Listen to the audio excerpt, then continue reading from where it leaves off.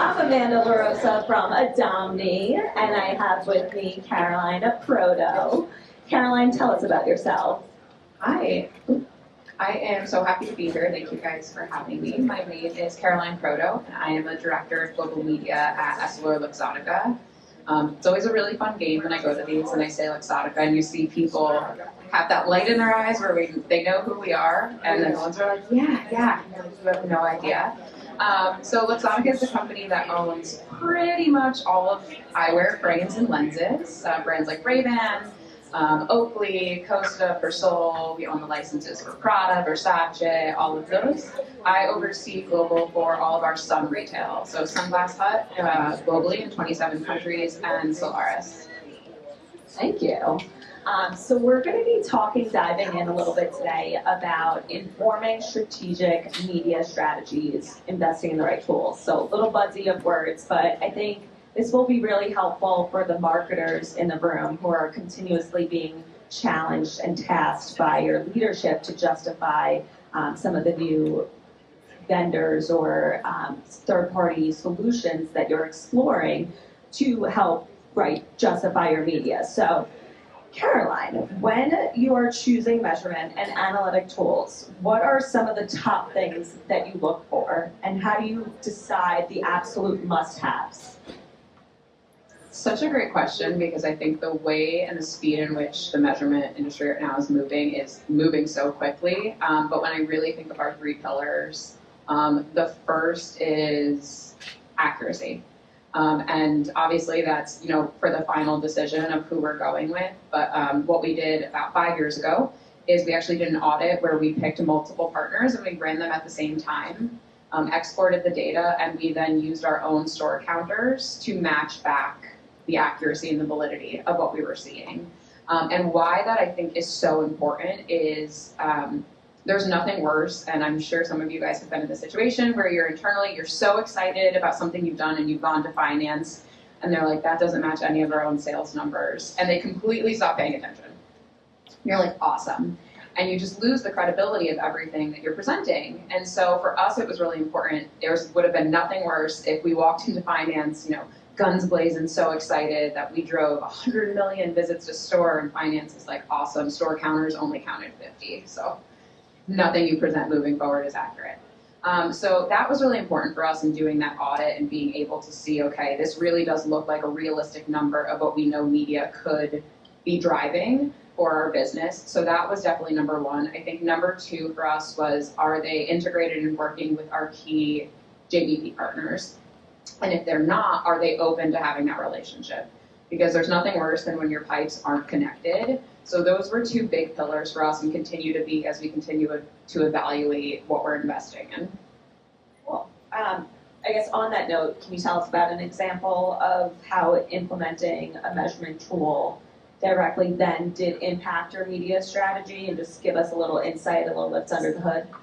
Definitely. I always use this example, so if anyone has seen me talk, I apologize for hearing it again. But measurement for us, specifically for TV, has been huge in evolving our TV strategy. And when I see TV, I mean true linear. I think especially the last few years, obviously there's been quite a few conversations around the linear marketplace, data-driven linear currency, all these words that everyone is throwing out. But what we did as an organization is actually first went back to the beginning and we invested in TV measurement tools. And we ran those for 2 years before we really started making decisions of how we were going to adjust our buys. And given, I think, just the state of the economy right now, the macroeconomic factors, I don't know about anybody else here, but our budgets are down this year. I take the laughs that we are not the only one, which makes me feel so much better. Our budgets are down this year. They were last year as well. And linear TV is always the first thing that really finance is like, TV doesn't work, pull it.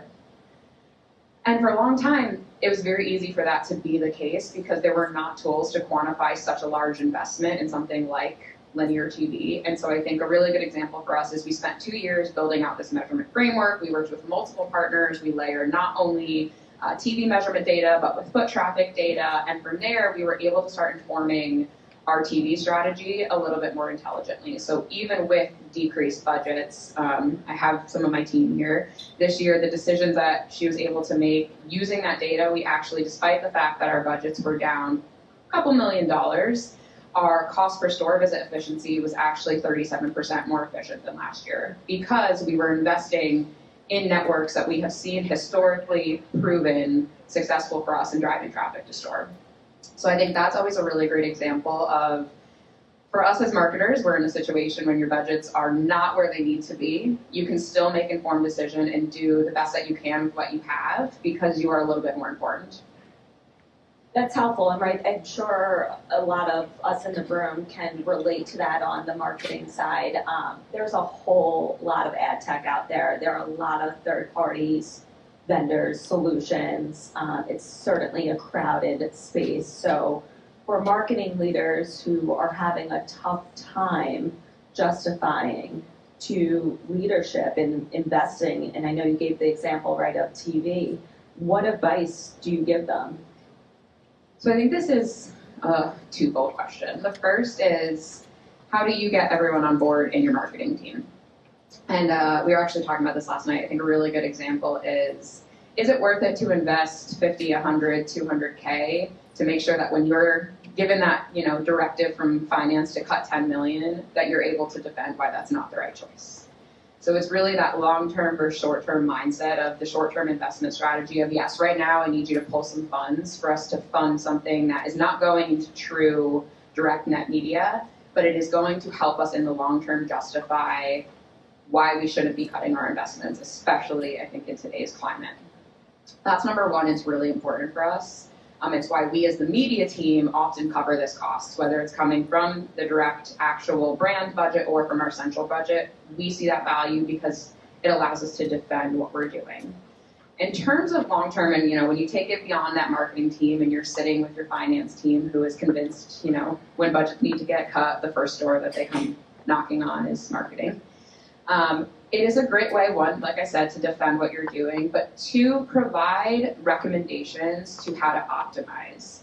I think a really great example for us is we invest in what we call our amplified MMM, which is our POA model, and it accounts for paid, owned, and earned marketing. We do it in partnership with our agency. And allows us to really look at everything that's going on in the market, not just from a paid perspective, but we know, we do an influencer activation, we have them come to store, they post on their own channels, and there's a PR event.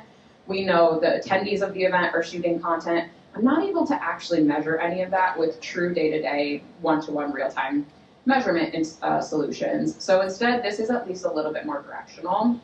It's been a great way for us to also justify when you think about top, mid, and bottom funnel.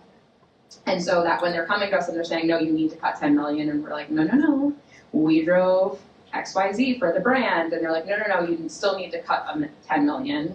You then can come forward and say, okay, I hear you, but what if instead of cutting that, we shift investment from top funnel for this short-term goal of trying to close the sales gap into bottom funnel? Here is the ROI we have. It's proven from our MMM. Here is what we're able to do and what will yield in terms of sales for the brand. So I think those are kind of what we really think about is, one, using it to short-term versus long-term. Short-term, yes, it's out of pocket, but long-term, it will very much so help you defend what you're doing in market. And then two, when you are in those very hard conversations, it can help you kind of pivot the conversation of, I hear you, but let me make this adjustment and I can actually yield X return for the brand so that we can make up this loss to hopefully not have to cut that 10 million. So that's been really big for us. And it sounds like long-term, it also empowers your team on the professional development side. So I know you have the girls here, shout out to your team. How have these tools helped them to think more strategically in media planning and optimization? And have you noticed shifts in the actual decision making throughout that journey then?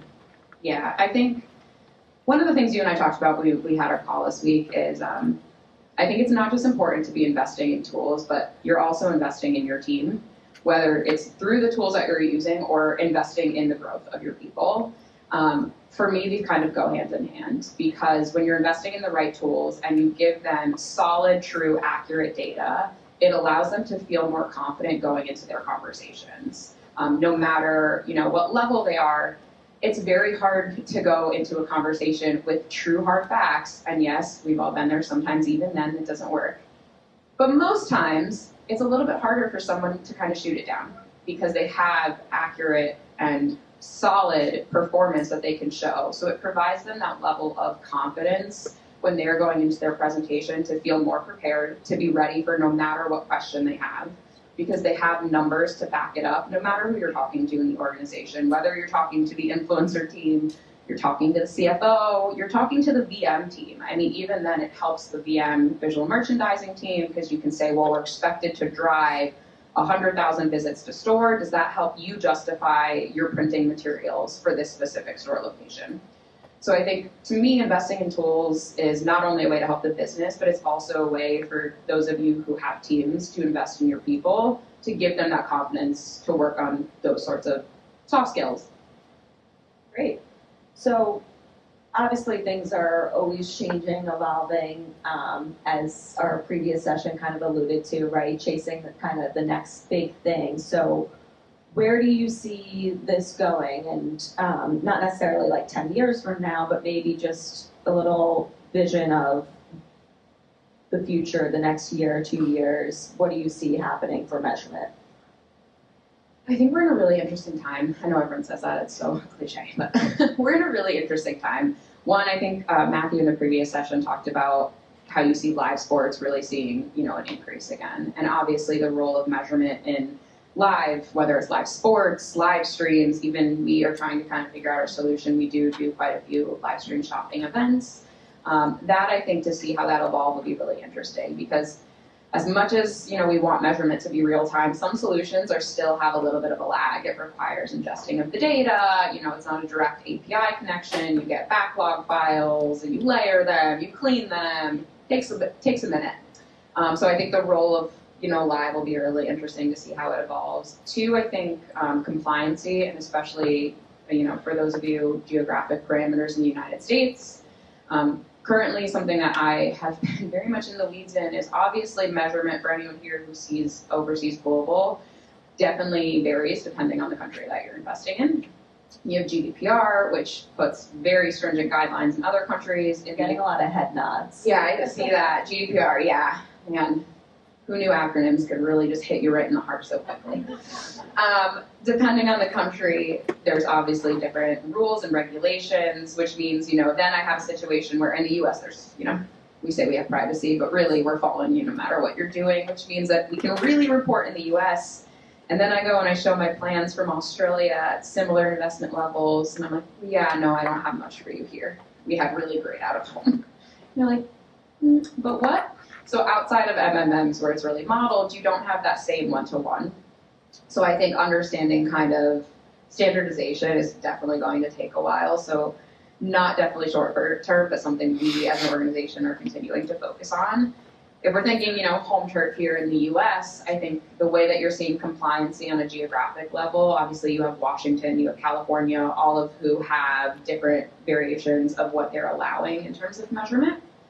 So it is starting to create kind of some fragmentation in what we're doing and what we're reporting on. So a big thing for us right now is compliancy, national compliancy, and finding partners that we can make sure we can still report and not lose anything, whether it's through proxy or whether it's through one-to-one, and then make sure that we're not, completely changing our numbers. And that for us, for those of you who are working on your consent policies, we did a very quick consent implementation in the beginning of the year, and we did a very quick pullback of it because immediately saw like 50% drop off in the measurement, and eventually we know that is what we're going to be seeing, I think, in the United States, and a requirement to ensure you are remaining compliant, especially some of our brands do manage healthcare data, so that's a whole other aggregation. But that, I think, having a compliancy and standardization of privacy and safety will be definitely a big focus for us. We're in the throes of figuring that out. And then obviously, I talked about TV, but the currency conversation is continuing. I think we see it speed up and then slow down and speed up and slow down. But it's not going anywhere, especially like we just talked about live sports and the role that those plays. You see an increase, and then you have them moving to streaming platforms, and some still on, traditional linear and the role of DBL. So those are big on the horizon for us. I'm trying to think what else. I mean, evolution of MMMs too, and trying to ingest more data, like I said, pulling in PR data, pulling in in-store event data, pulling in weather data was big for us this year, because as a sun retailer, weather plays a huge role in what we see in our success as a business. So continuing to ingest data sources to really see that whole picture. And I thought, in the previous session, Matthew made a really good comment about every consumer's journey is different. So also a lot of these models previously were taking a one-for-all concept. How do we start to consider drilling down into the individual consumer decision journeys? All of that is kind of where I'm sitting. There's Post-it notes all over my desk, trying to, solve the world's biggest problems, consumer decision journeying.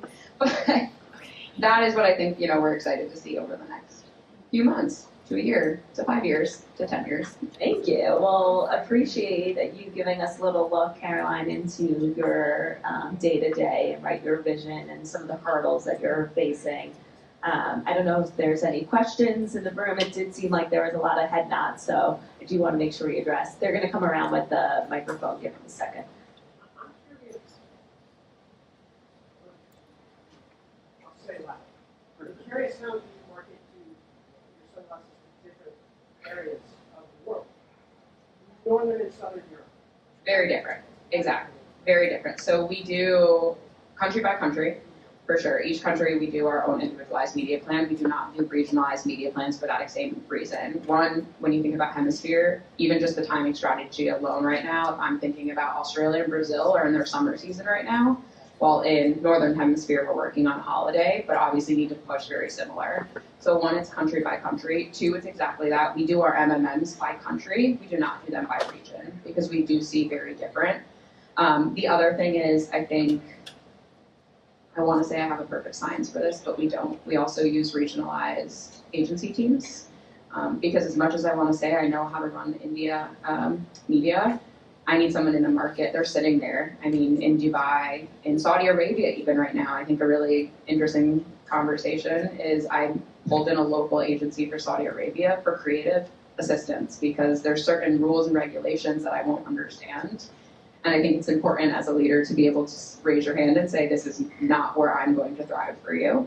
So having that regionalized team, having regionalized MMMs not regionalized, country specific, I think is really important. It also lets us see that performance on a country level and adjust accordingly. Out of home is still massive for anyone that's running media in Europe. It is. You guys hear that? Adomni, out of home, massive. Out of home is still huge in Europe, so that's something that, I think it really requires having that local expertise, even when you have a team that is sitting, currently have a team sitting in New York, Milan, and Australia and Brazil, but I need them to still understand those local intricacies.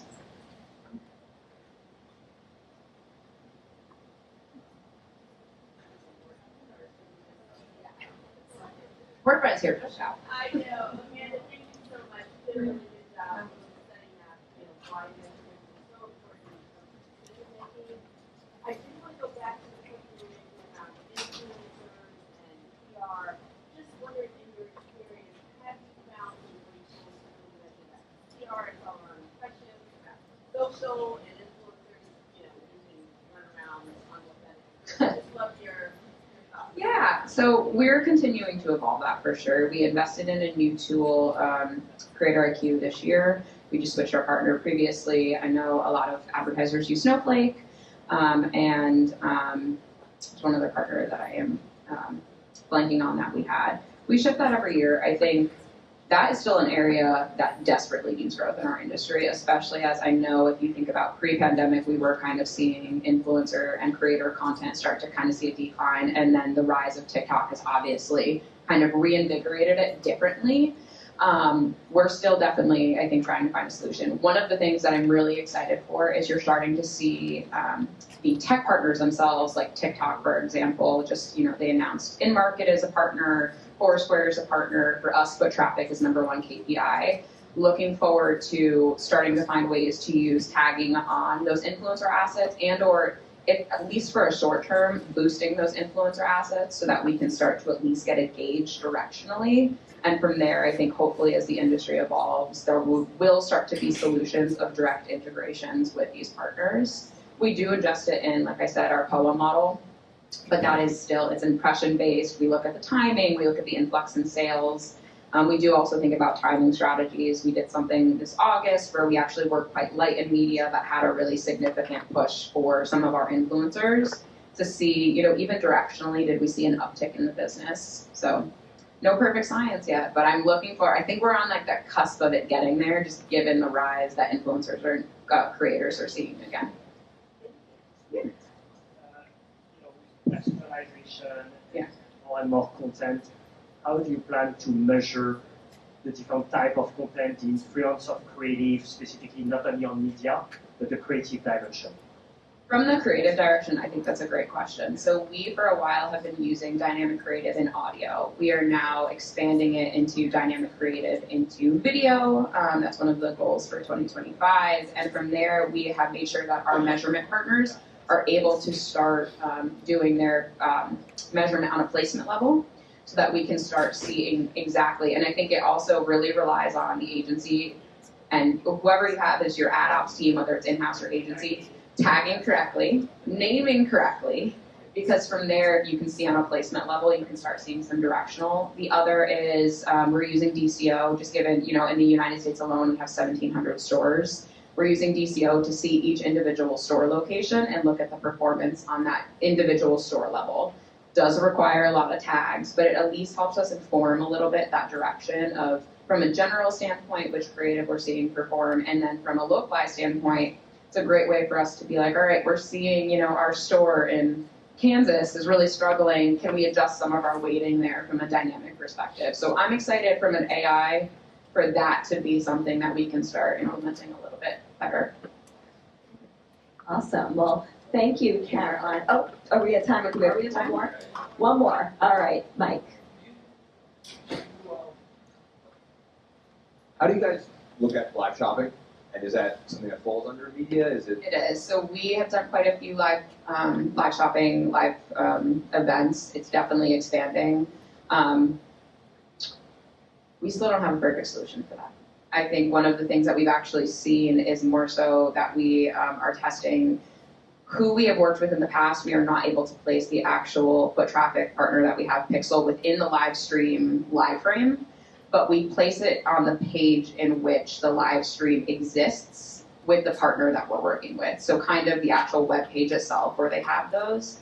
So directionally, we at least have something. We've also, from a live stream perspective, obviously worked with a partner that can tag the individual products on the side frame so that we can start to have some click data. I think live stream shopping is something that desperately needs, if there's someone in this room who can come up with this, please call me.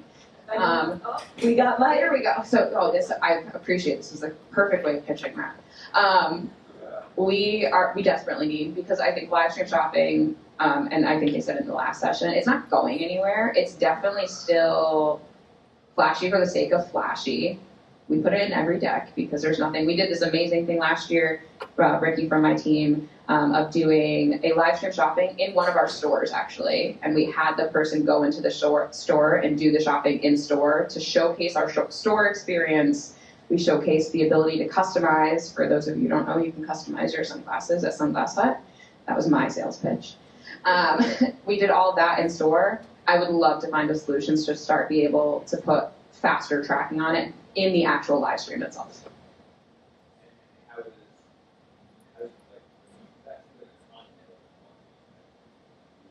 So we actually have done it in partnership with, because the media owns a relationship, we've done it in partnership with publishers. So let's say you have, a Future, so Who, What, Where. We've done it with them in the past with Marie Claire, so that it does have kind of that co-branded support. So we're getting both their audience and our own audience. I know we have explored, we were one of the beta partners when TikTok Shop opened. I think we were a little too early. And as a result, didn't have any metrics. So now our management's like, no, you can't do that again. It didn't work. I'm like, it was just we were like 3 months before we should have. But that is how we're continuing to evolve, but this is definitely an evolution focus for us, and it's definitely an evolution focus for us in other countries because US is so well ahead in the live stream space outside of course, APAC. They figured this out. We all just need to model what they're doing. Awesome. Well, it sounds like you and Mike should connect. Thank you, everyone, and thank you, Caroline. Thank you guys.